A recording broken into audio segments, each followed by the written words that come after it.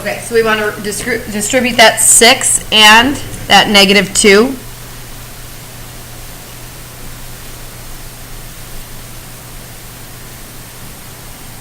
And then combine like terms on the left.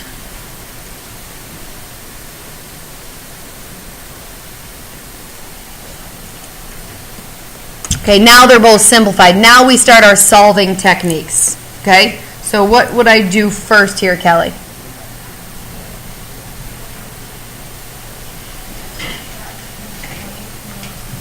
Say one more time. Okay, you can do that. Subtract the 20 from both sides. Some of you might not have done that first, but it's certainly okay. So given that that's what Kelly decided to do, what should definitely follow that? Tori?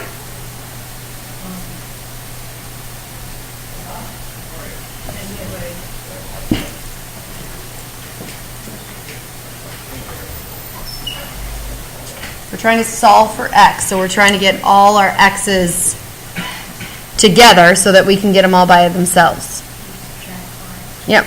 So Kelly made the decision to move the 20 over, so she brought our constant numbers over to the left, which means we should bring our x terms over to the right.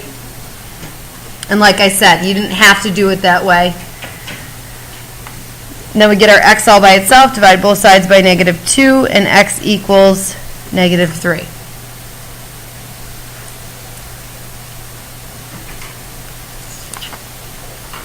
Good? I did this once already today, and I did it a little bit differently because we brought our 2x to the left and our -26 over, and we get the same answer. No big deal. Okay? How would we approach this one? What would be your gut there, Brienne? Okay, multiply both sides by 2. So trying to get this x all by itself, we have to get rid of the fact that this entire side is divided by 2 and undo that by multiplying by 2. Good. So we're left with x plus 8 equals -12. And then it's just a one-step equation. Subtracting 8 from both sides gives us x equals -20.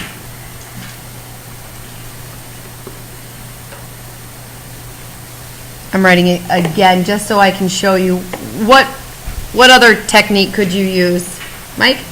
Can you say x over 2 plus 4 equals -6?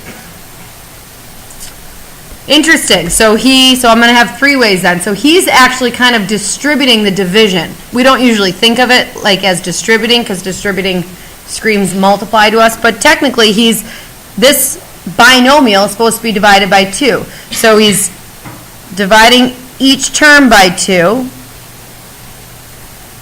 and then what would you do? You subtract 4 and then you multiply the 2 from both sides.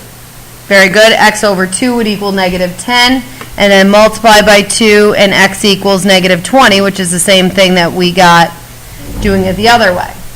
Good. That's fine. We'll see more of that kind of distributing division today. What's then the other way I'm thinking of? Gracie? Putting it over 1. Putting, what's it? -6. Putting the -6. I knew what she meant, by the way, but as far as when we explain in sentences, I find that that's a big problem that I have, is that when kids write, you guys will write, you take it, or we took them, like you start using pronouns before we even know what you're talking about. So before you start using it and them and they, make sure we know what you're talking about. But she's right. So you put it over 1 and cross multiply. So x plus 8 times 1 is just x plus 8. -6 times 2 is -12. Set those equal to each other, and you're actually at the same spot that we were way back here. Okay, so really 3 different ways, all appropriate. Okay, whatever you like the best. Any questions so far? Should be hopefully a good review. Number 3 looks a little bit uglier, but again, find your equal sign, and before you start solving anything, before you start doing things to both sides, simplify. So here we're going to distribute a -2,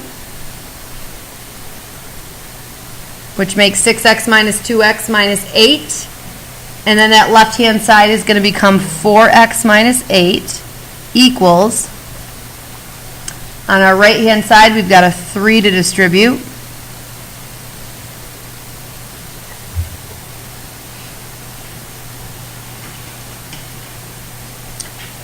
And then combining like terms is going to make 4x plus 1.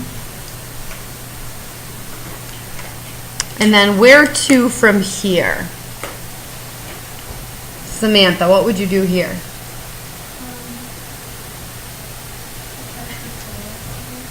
The what? Very good. Subtract the 4x over. Now what happens? It cancels out, and we intended for it to cancel out on the right-hand side, but coincidentally, it canceled out on the left-hand side. So we're left with negative 8 equals 1. And what do you do in a case like this? What do you think? That's if you're checking something. If you're checking an answer, if you already solved something and you got x equals 3, and then you're checking x equals 3 and you get a false statement like that, then you reject that answer. But there's nothing to reject yet because we haven't found any solution. We're still in the process of finding a solution. Brian, we're going to do a lot of that rejecting this year because we'll get 2 answers, we'll check them both, and one won't work, and we'll reject it. But we haven't been checking anything here. We've actually been in the process of solving. So what are the solutions? What value of x will make negative 8 equal 1? Should be a silly question, right? There isn't any, right? This is a no solutions. You can also use this symbol, means no solutions, or the empty set. So really, if we go back in that problem and look at this step, we could have stopped there, and it kind of depends on how confident you are. Both sides start with 4x. On the one side, you're subtracting 8 from that 4x, and on the other side, you're adding 1. There's no way those two sides can ever be equal, right? Think about two people starting with 4x dollars. They both start with the same amount. One we take 8 away from, and the other one we add 1 to. How would that ever be equal? And the answer is it wouldn't. So you can see really back there that it's a no solutions. Okay? On number 4, again, we're going to simplify the left, distribute this 2.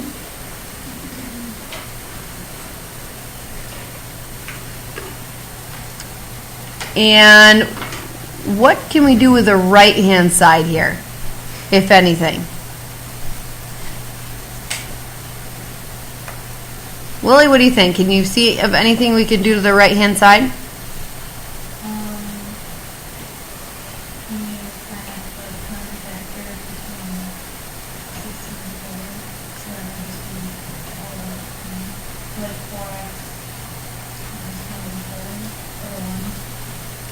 Correct.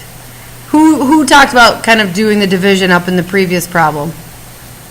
Who was that? That gave Mike gave me that. This is another place. This is able to be simplified. Now, like Mike did in this previous one, and he divided both things by 2, a lot of people would avoid that there because x over 2 kind of makes a fraction, and people try to stay away from fractions.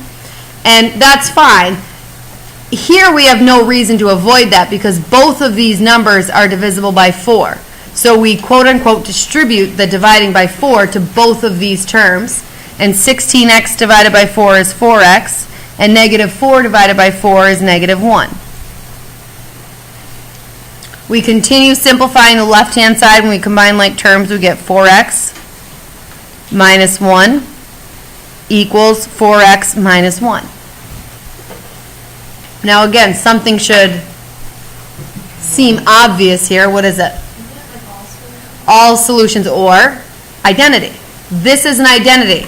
In fact, this could be a different problem, and it could say prove this identity, where you'd simplify the left, simplify the right, and it would be a check mark. That's if the instruction said to prove.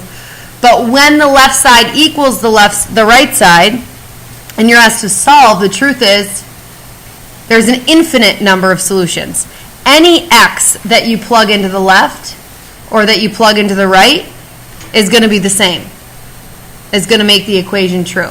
If I plug in a 7, 4 times 7 minus 1 equals 4 times 7 minus 1. True, so 7 is a solution. If I plug in 9, 4 times 9 minus 1 will always equal 4 times 9 minus 1, so 9 is a solution. And any number you pick, 2.7 is a solution because you're doing the same thing to the number on both sides. So you would write all solutions, actually not all, let's write infinite to be proper about that. There's so many different ways that this could be presented. Infinite solutions. You can say identity, which we've been talking about lately as well. Okay?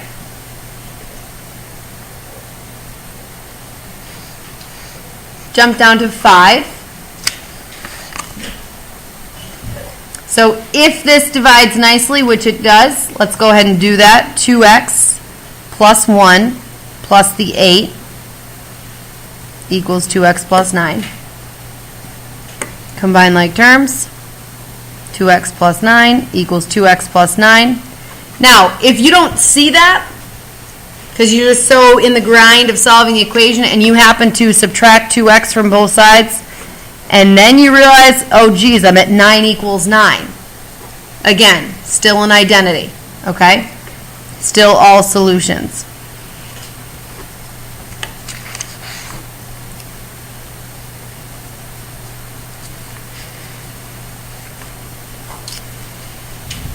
And then on 6, go ahead and distribute your negative 2 on the left.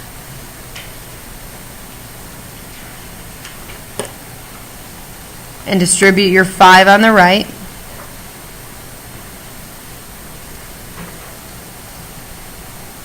Combine like terms on the left and on the right.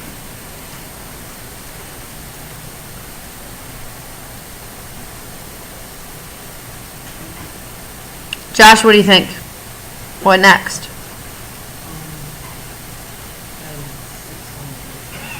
Add this 6 to both sides. Okay. Then what?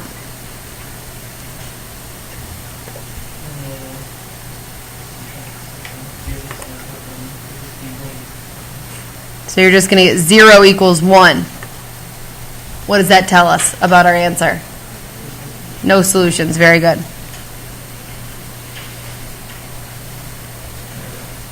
Josh could have told me that right here. Right? There's no way both sides can start out with a 6x. One you subtract 6 from, the other you subtract 5 1, and then they're still going to be equal. That's just not going to happen.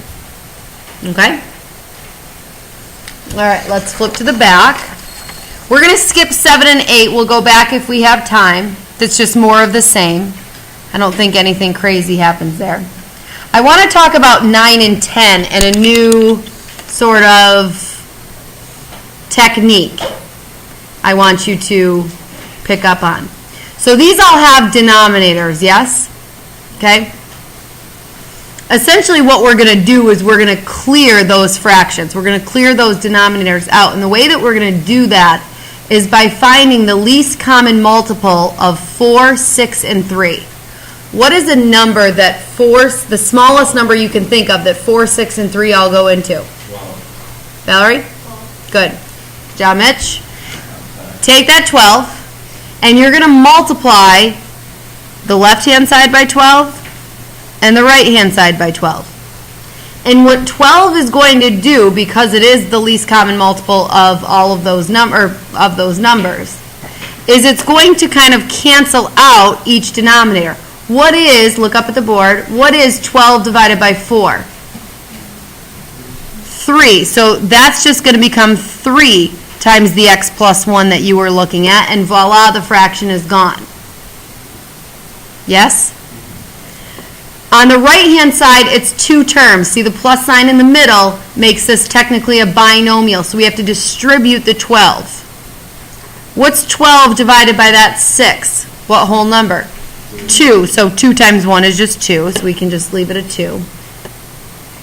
If you want to, you can put, the 1 there. We'll clean it up in a minute.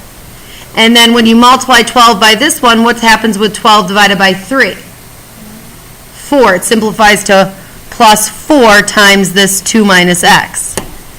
And what we just did is we cleared the fractions. Now we don't have to worry about that nonsense. So we distribute just, it becomes any other problem now. We distribute our 3, multiply the 2 and the 1, that's just 2, and distribute our 4.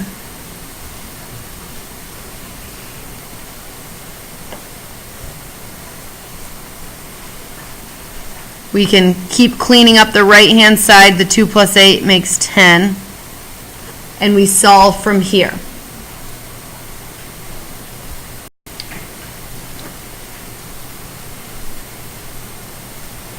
Christina, what would you do from this step to solve? I would add 4 x to 3x and subtract 3 from. Okay, so she's bringing her x terms to the left, and at the same time she's bringing her non-x terms to the right. So we have just 7x on the left and just 7 on the right. Divide both sides by 7, and x equals 1.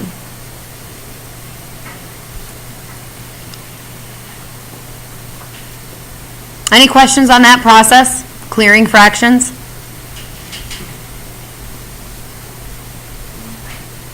It kind of makes it a whole lot easier than the thought of getting a common denominator, because that just immediately scares me off. I don't like that. Okay, I want you to take a minute, try this one on your own.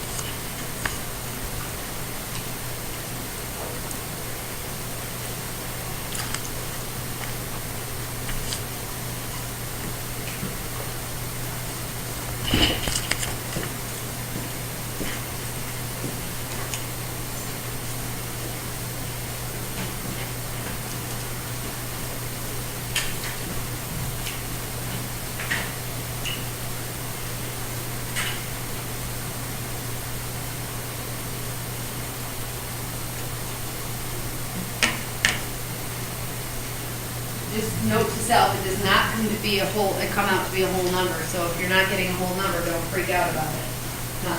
Not going to be a whole number.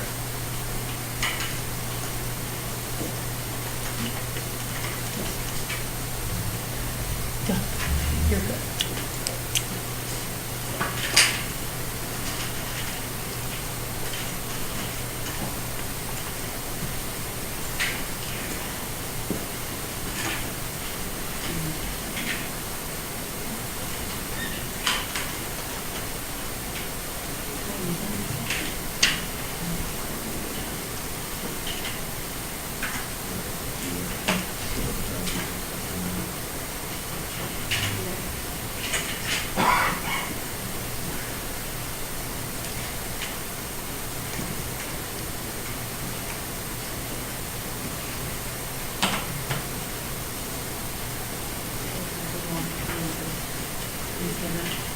Okay. We're going to look at a couple together. We're going to try to evaluate whether or not we think they're right. So here's this person. Raise your hand if and when you think you see something.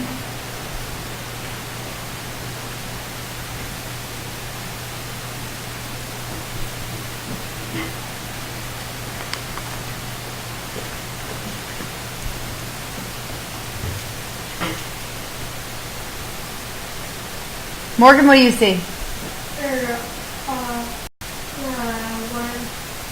the fractions are changed, and for some reason, and equals 7 times the 3x. Very good. that shouldn't be a 7, it should be a 6. 30 divided by 5 is 6. 30 divided by 2 makes that a 15. That's good. 30 divided by 3 is a 10. So that's going to throw off that problem. Good. Find. How about this one?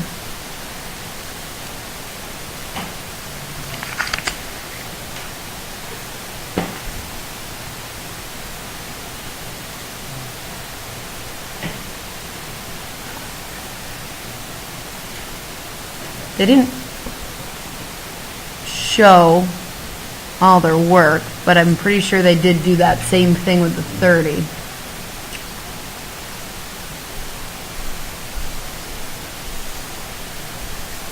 Any thoughts as to where this one goes astray?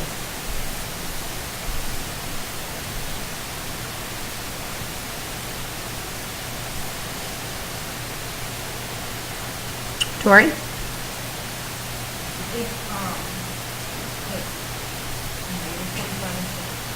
Yeah, and I think probably what caused this is because they did do so much in their head.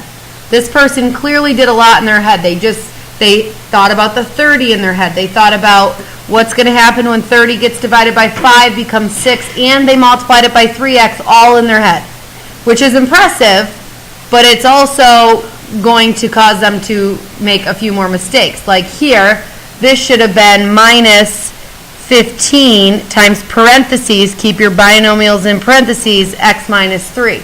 So when they distributed the negative 15, it should have been negative 15x plus 45.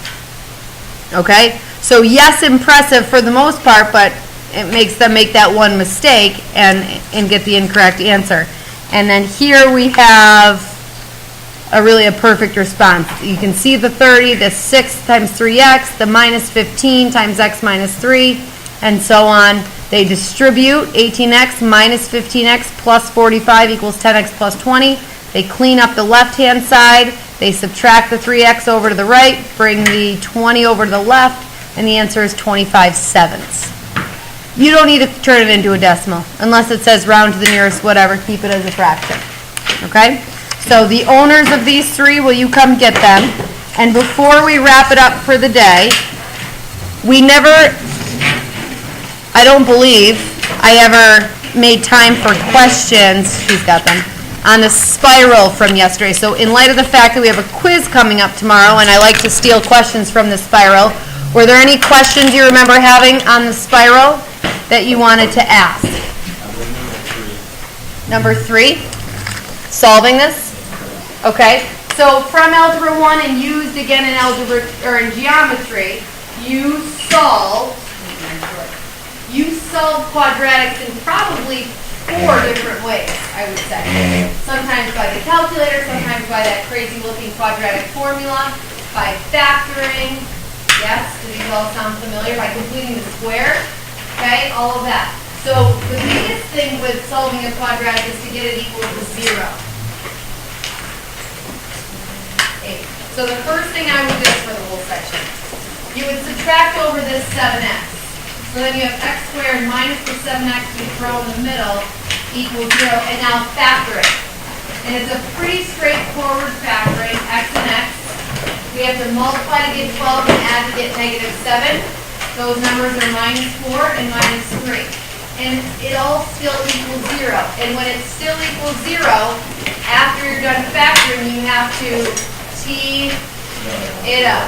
So when you do that, you're going to get x equals 4 and x equals 3 for your solution. Okay? Now, on the contrary, the last question said to factor. And people factored it and teed that up and took it that extra step. And even though you factored right, we can't give you credit on the regions if you then solved it because you don't understand direction. Solving means take that extra step to tee it up, solve, give me a solution or solutions. If it just says factor, it's just looking for the 2 factors and doesn't want you to tee it up. Doesn't want solutions. How can you have solutions if you were never an equation? Okay? So keep that in mind. I know Mrs. Brzanti anyway, because I hear her in here. But I know our geometry teachers talk about that. So that's going to continue to come up in Algebra 2. Okie doke. frock, don't put your hat on before the bell rings, okay? Otherwise, I'd hate to take it until tomorrow, because I know that's your lucky hat. Notre Dame might lose because of it. Did everyone get one of these? Because I was kind of trying to count and talk at the same time, and that doesn't go very well. Okay, cool. Did that video help for completing the square on the circle? Yeah. If you watched it, that helped.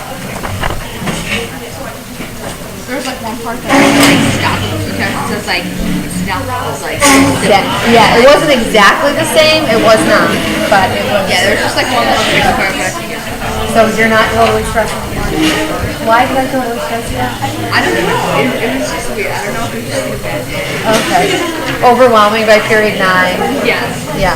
Okay. I did not mean to stress you out.